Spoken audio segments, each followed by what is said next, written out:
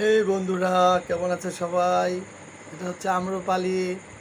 এখন খাবো এটা। কিভাবে আম টিপে টিপে জুস বানাতে হয় আজকে তোমাদেরকে শেখাবো। আর এই আমের জুস দিয়েই কিন্তু আমরা রুটি দিয়ে খাবো।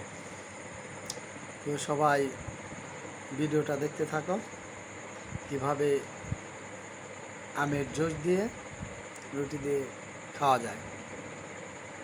এই আম জুস বানানো কমপ্লিট।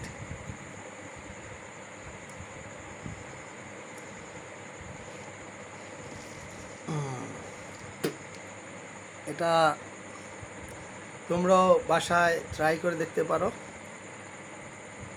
খুব মজাদার একটি খাবার। এই যে রুটির ভিতরে নিয়ে নিলাম।